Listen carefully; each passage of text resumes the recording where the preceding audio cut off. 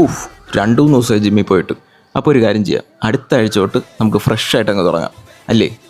അതങ്ങനെയല്ല. Hi, welcome to my new series sustainable lifting practices part 1.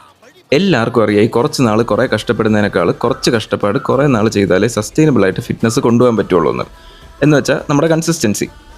പക്ഷേ കഴിഞ്ഞ വീഡിയോസിലൊക്കെ പറഞ്ഞ പോലെ നമ്മുടെ ഡേ ഫുള്ള് വർക്കും പഠിപ്പുമൊക്കെ ആയിട്ട് പാക്ഡ് ആണെങ്കിൽ ഇതൊക്കെ സത്യം പറഞ്ഞ ഒരു നിയർ ഇമ്പോസിബിൾ ടാസ്ക് തന്നെയാണ്.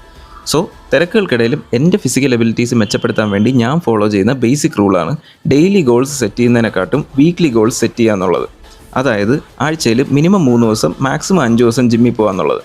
ഈ ആഴ്ചയിൽ എല്ലാ ദിവസവും ജിമ്മിൽ പോയാലും എന്തെങ്കിലും ഗുണം ഉണ്ടാവുമെന്ന് ഒരിടത്തും എഴുതി വെച്ചിട്ടില്ല. വർക്ക് ലോഡ് കാരണം പാതിരാത്രി വരെ ജോലി ചെയ്യുന്നൊരു ദിവസം ബ്രെയിനിന് നല്ല റെസ്റ്റ് കൊടുത്ത് ഉറങ്ങുക തന്നെ വേണം.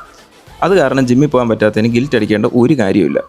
നമ്മൾ ഈ ഡെയിലി ടാർഗറ്റൊക്കെ വയ്ക്കുമ്പോൾ 1-2 ദിവസം മുടങ്ങിയാൽ മതി, പ്രോഗ്രസ് എല്ലാം നഷ്ടപ്പെട്ടെന്ന് നമ്മുടെ മൈൻഡ് നമ്മളെ ട്രിക്ക് ചെയ്യും.